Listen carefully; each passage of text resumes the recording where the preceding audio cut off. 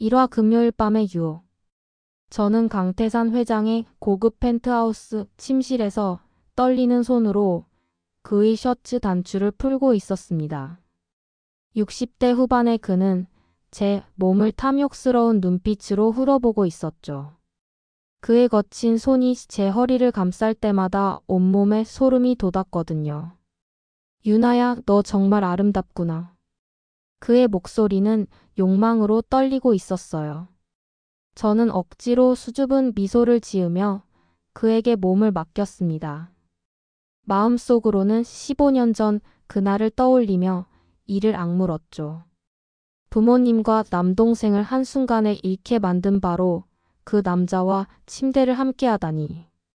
강태산이 제 어깨에 입술을 갖다 댈 때 저는 눈을 꽉 감았어요. 그의 숨결이 제 목덜미를 스칠 때마다 역겨움이 치밀어 올랐거든요. 하지만 복수를 위해서는 참아야 했습니다. 회장님, 저 같은 평범한 아르바이트생을 왜 이렇게 아껴주시는 거예요? 제가 일부러 순진한 목소리로 물어보자 그는 제 뺨을 어루만지며 미소를 지었어요. 그 미소가 얼마나 역겨웠는지 모르겠습니다. 자네는 평범하지 않아.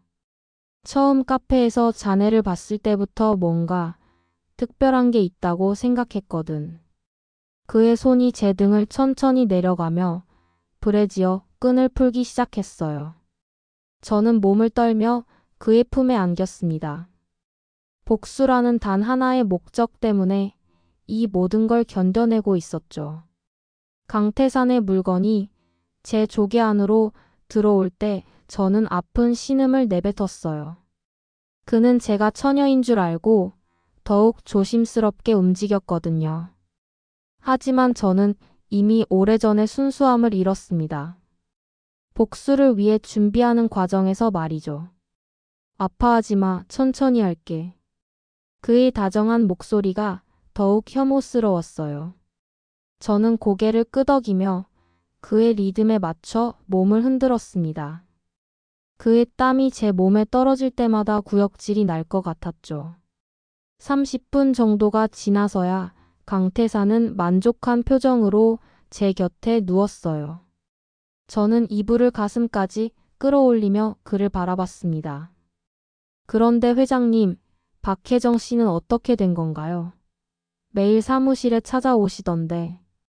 그 순간 그의 표정이 차갑게 변했어요. 박혜정이라는 이름을 들으면 항상 그랬거든요. 저는 그 반응을 놓치지 않고 기억해뒀습니다. 그 여자 이야기는 하지 말자. 오늘은 우리 둘만의 시간이니까. 강태산이 제 어깨에 팔을 감으며 말했습니다. 그의 체온이 전해져 왔지만 전혀 따뜻하지 않았어요. 오히려 독사의 차가운 비늘 같았죠. 저는 속으로 부모님의 얼굴을 떠올리며 마음을 다잡았어요. 교통사고 현장에서 피투성이로 쓰러져 계시던 아버지의 모습이 선명했거든요. 어머니는 그 자리에서 숨을 거두셨고 7살이었던 남동생은 3일 동안 의식불명 상태로 고생하다가 떠났습니다. 새벽 1시가 되어서야 저는 그의 펜트하우스를 나올 수 있었어요. 엘리베이터 안에서 거울에 비친 제 모습을 보며 한숨을 쉬었습니다. 20살의 어린 얼굴에 어울리지 않는 차가운 눈빛이 서려 있었거든요. 집으로 돌아가는 택시 안에서 저는 15년 전 그날을 떠올렸습니다. 5살이었던 제가 병원 응급실에서 울부짖던 기억이 생생했어요. 가해자였던 강태산은 돈으로 모든 걸 해결하려 했죠. 합의금 5억을 던져주고는 마치 아무 일도 없었던 것처럼 사라져버렸거든요. 이제 시작이야, 강태산. 저는 차창 밖 네온사인을 바라보며 중얼거렸습니다. 15년간 준비해온 복수가 드디어 시작되는 순간이었어요. 그의 모든 것을 빼앗고 무릎 꿇게 만들 때까지는 절대 멈추지 않을 거였습니다. 이화 과거의 그림자. 다음 날 오후, 저는 평소처럼 카페에서 아르바이트를 하고 있었어요. 하지만 마음은 전혀 평온하지 않았습니다. 어젯밤 강태산과의 만남이 계속 머릿속을 맴돌았거든요. 어머, 유나야. 여기 있었구나. 익숙한 목소리에 고개를 들어보니 박혜정이 카페로 들어오고 있었어요. 50대 중반의 그녀는 여전히 아름다웠지만 눈가의 주름과 입가의 쓴웃음이 세월의 무게를 말해주고 있었습니다. 혜정 씨, 어떻게 여기까지? 태산이 그 자식이 자네를 여기서 처음 봤다고 하더군. 그래서 한번 와보고 싶었어. 박혜정이 제 맞은편에 앉으며 말했어요. 그녀의 목소리에는 질투와 분노가 섞여 있었습니다. 저는 일부러 당황한 척 연기했어요. 혜정 씨가 회장님이 그런 사이라는 건 알고 있었는데. 사이라니. 30년 넘게 그 남자 뒤치다꺼리를 해준 게 사이야. 박혜정의 목소리가 날카로워졌어요. 다른 손님들이 쳐다볼 정도였죠. 저는 그녀의 감정이 폭발하기 직전이라는 걸 직감했습니다. 혜정 씨, 목소리를 좀. 자네는 모르겠지만 그 남자가 얼마나 냉혹한 놈인지 말이야. 15년 전에도 교통사고를 내고도 돈으로 다 해결했거든. 그 순간 제 심장이 멈춘 것 같았어요. 드디어 그날의 진실에 한 발 더 가까워진 기분이었습니다. 저는 침착하게 물어봤어요. 교통사고요? 응. 한 가족을 몰살시켜 놓고도 뻔뻔하게 살아왔지. 5살짜리 꼬마만 남기고 말이야. 박혜정이 말하는 5살짜리 꼬마가 바로 저라는 걸 그녀는 모르고 있었어요. 저는 표정을 관리하기 위해 최선을 다했습니다. 그런 일이 있었다니. 정말 끔찍하네요. 끔찍하다고? 자네는 아직 모르는 게 많아. 그 남자가 얼마나 더러운 방법으로 성공했는지. 박혜정이 가방에서 봉투 하나를 꺼냈어요. 그 안에는 오래된 사진들과 서류들이 들어 있었습니다. 이게 뭐예요? 증거들이야. 태산이 그동안 저지른 일들의 증거. 교통사고 은폐, 뇌물 탈세. 이 모든 걸 내가 다 알고 있거든. 그 순간 저는 박혜정이 단순히 버림받은 여자가 아니라는 걸 깨달았어요. 그녀는 강태산의 약점을 쥐고 있는 위험한 존재였습니다. 왜 이런 걸 저에게 보여주시는 거예요? 자네가 그 남자에게 빠지기 전에 경고해주고 싶어서. 태산이는 사랑이라는 걸 모르는 괴물이거든. 박혜정의 눈에서 눈물이 흘러내렸어요. 30년이 넘는 세월 동안 그 남자를 사랑했지만 결국 버림받은 여자의 눈물이었습니다. 하지만 저에게는 그 눈물도 복수의 도구일 뿐이었어요. 혜정 씨. 유나야, 아직 늦지 않았어. 그 남자에게서 도망쳐. 박혜정이 제 손을 잡으며 간절하게 말했어요. 하지만 저는 도망칠 생각이 전혀 없었습니다. 오히려 그녀가 가진 증거들이 제 복수에 큰 도움이 될 것 같았거든요. 그날 밤 저는 원룸에서 박혜정이 보여준 사진들을 떠올리며 계획을 수정했어요. 강태산뿐만 아니라 박혜정도 제 복수의 대상에 포함시켜야 할 것 같았습니다. 그녀 역시 15년 전 그날의 진실을 알고 있으면서도 침묵했던 공범이었으니까요. 3화 위험한 거래. 일주일 후 강태산이 저를 고급 호텔 레스토랑으로 불러냈어요. 그곳은 서울에서도 손꼽히는 미슐랭 3스타 레스토랑이었습니다. 평생 가볼 일 없을 거라고 생각했던 곳이었죠. 유나야, 오늘 특별히 예쁘게 꾸몄구나. 강태산이 제 모습을 보며 만족스러운 표정을 지었어요. 저는 일부러 청순한 느낌의 원피스를 입고 화장도 연하게 했습니다. 그가 좋아하는 스타일로 말이죠. 회장님께서 좋은 곳에 데려가신다고 하셔서 조금 신경 쓴 거예요. 저희는 창가 자리에 앉았어요. 한강이 내려다 보이는 멋진 뷰였지만 제 마음은 전혀 설레지 않았습니다. 오히려 복수의 칼날을 갈고 있는 기분이었거든요. 자네에게 선물이 있어. 강태산이 작은 상자를 제게 건넸어요. 열어보니 다이아몬드 목걸이가 들어있었습니다. 아마 수천만 원은 될 것 같았죠. 이건 너무 비싼 것 같은데요. 자네는 이런 걸 받을 자격이 있어. 내가 지금까지 만난 여자들 중에서 가장 순수하거든. 그의 말에 속으로는 비웃음이 나왔어요. 순수하다니. 15년간 복수만을 생각하며 살아온 저를 순수하다고 말하다니. 하지만 겉으로는 수줍어하는 척 연기했습니다.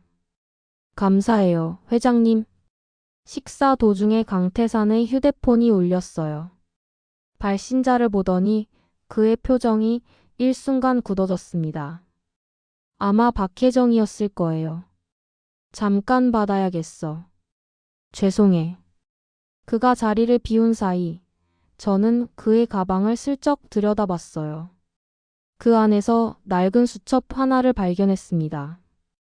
얼른 휴대폰으로 몇 장 사진을 찍어뒀어요. 무슨 일이세요? 강태산이 돌아와 앉으며 한숨을 쉬었어요. 그의 이마에는 식은땀이 맺혀 있었습니다.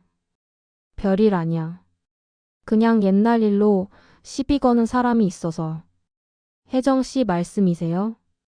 제가 물어보자 그의 눈빛이 순간 차갑게 변했어요. 하지만 곧 다시 부드러운 표정으로 돌아왔습니다. 자네가 알 필요 없는 일이야. 그런 것보다 유나야, 나와 함께 여행을 가지 않겠니?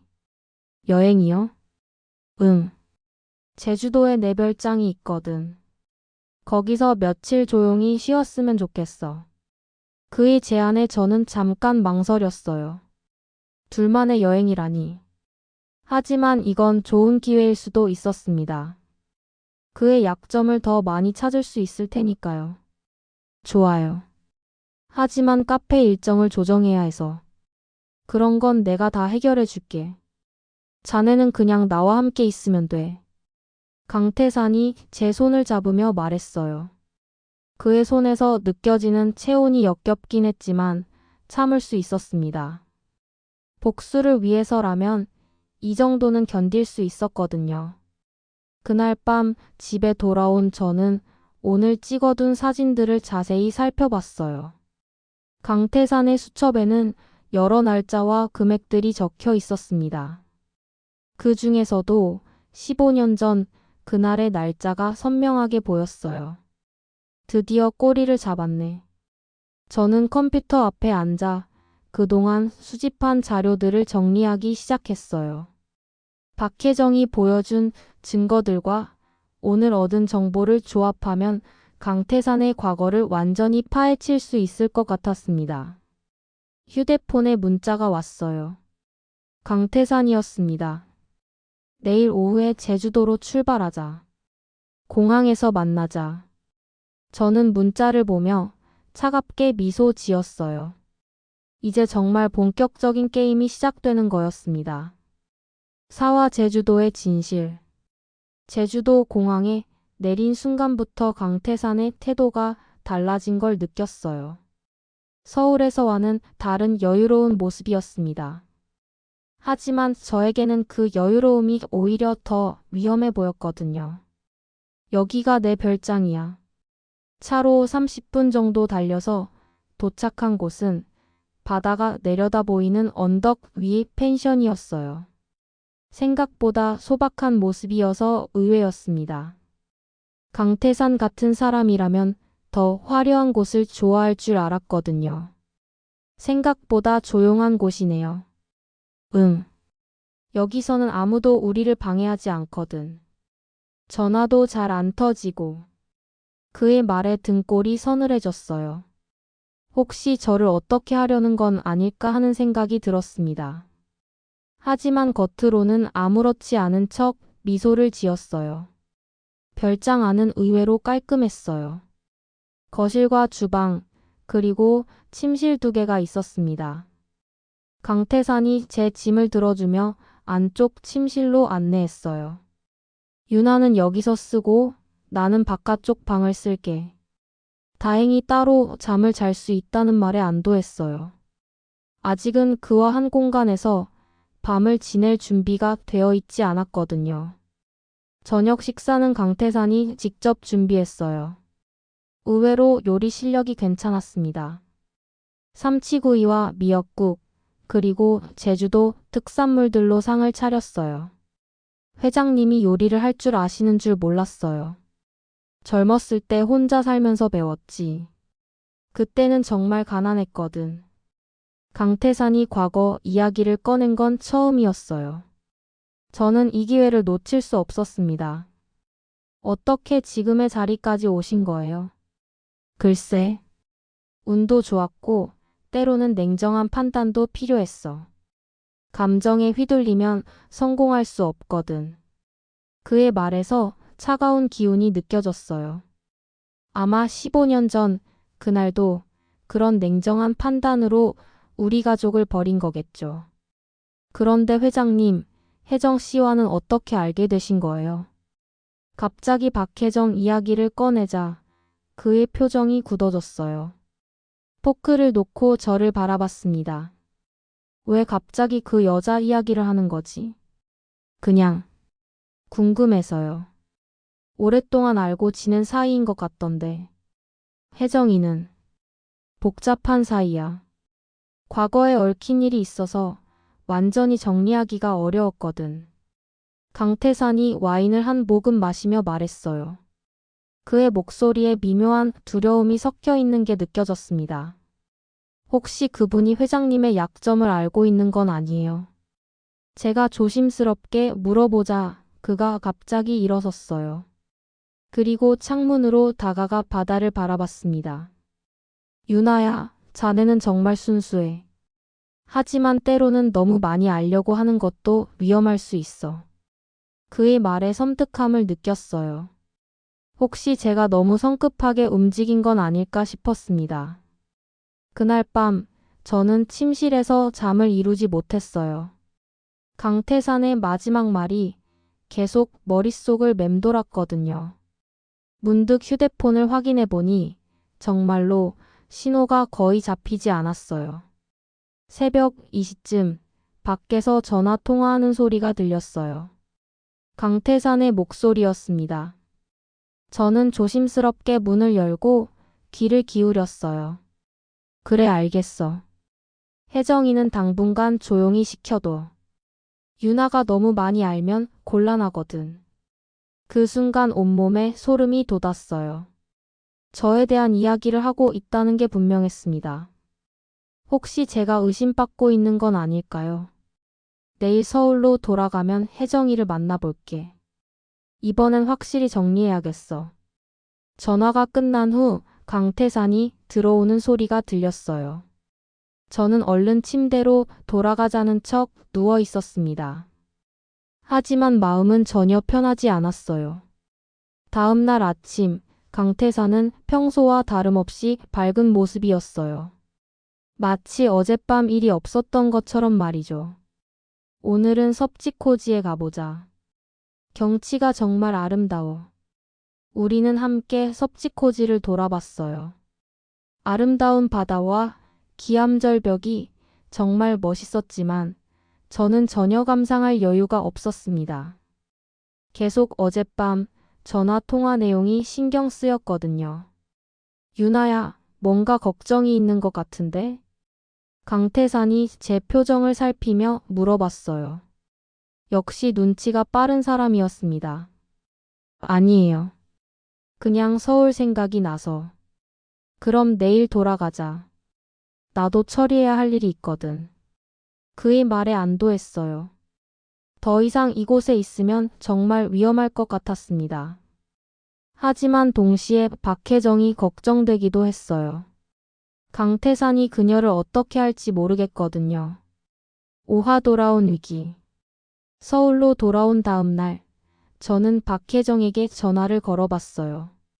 하지만 계속 연결되지 않았습니다. 혹시 강태산이 정말로 그녀에게 무슨 짓을 한 건 아닐까 걱정됐어요. 카페에서 일하는 도중에도 계속 신경이 쓰였어요. 박혜정이 보여줬던 증거들이 없으면 제 복수계에게 차질이 생길 수 있었거든요. 오후 3시쯤 강태산에게서 전화가 왔어요. 유나야, 오늘 저녁에 시간 있니? 중요한 이야기가 있어. 그의 목소리가 평소보다 더 진지했어요. 혹시 제가 의심받고 있는 건 아닐까 하는 불안감이 들었습니다. 네, 있어요. 어디서 만날까요? 내 사무실로 와줄래? 사적인 이야기라서. 사무실에서 만나자는 제안이 의외였어요. 보통은 레스토랑이나 호텔에서 만났거든요. 뭔가 심상치 않다는 생각이 들었습니다.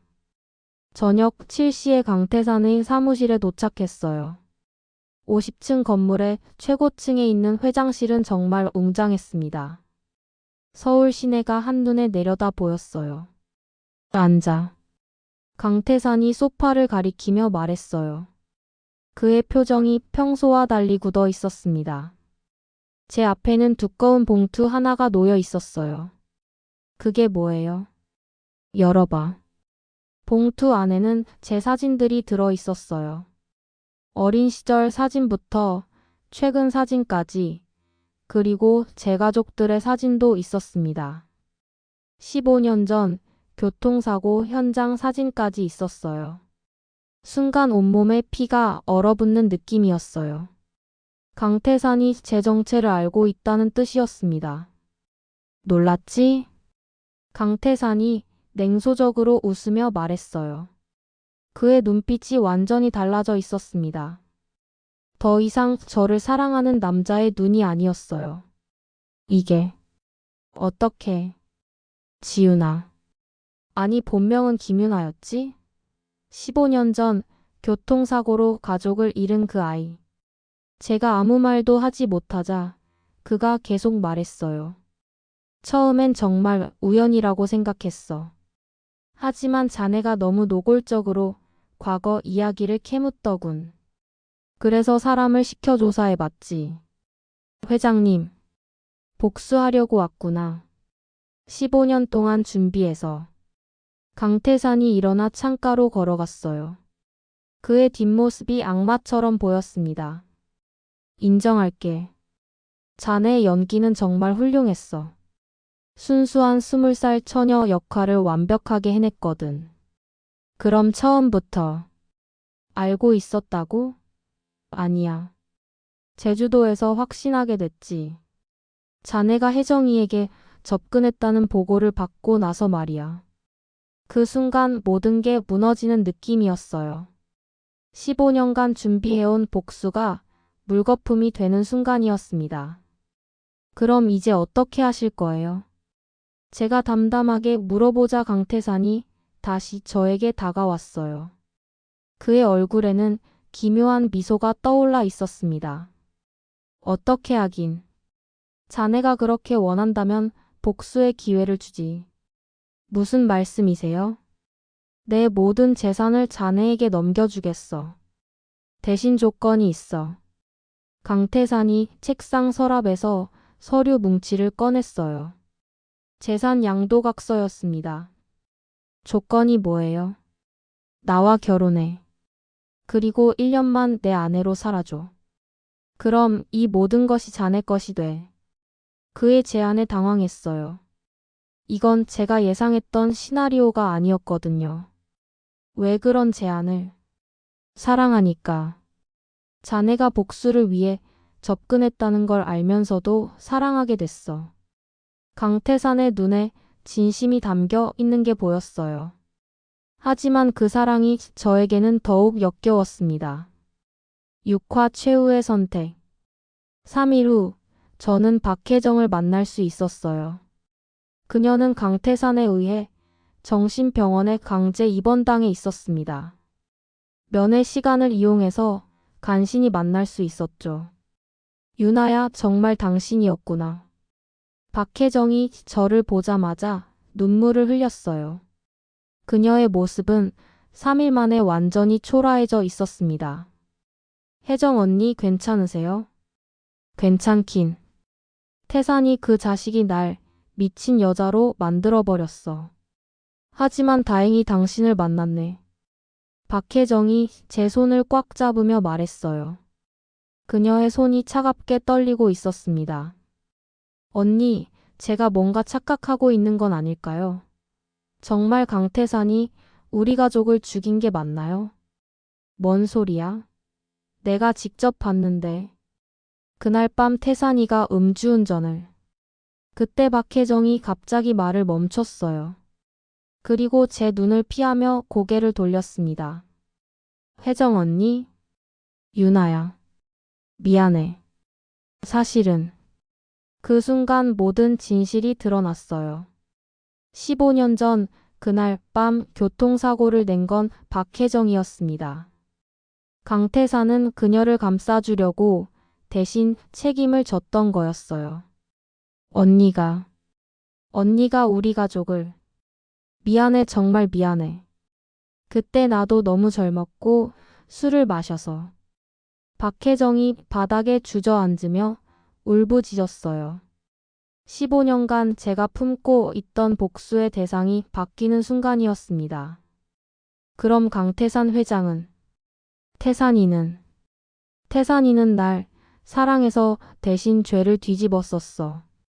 그리고 15년 동안 내가 협박하는 것도 다 참아줬고. 모든 것이 뒤바뀌었어요. 강태산이 악인이 아니라 사랑하는 여자를 위해 희생한 남자였다니. 그리고 진짜 원수는 제가 믿고 있던 박혜정이었다니. 언니, 그럼 지금까지. 유나야, 정말 미안해. 하지만 이제라도 진실을 말할게. 태산이한테 가서 모든 걸 털어놓을 거야. 그날 밤 저는 강태산의 사무실을 다시 찾아갔어요. 그는 여전히 일하고 있었습니다. 왔구나. 회장님, 모든 걸 알았어요.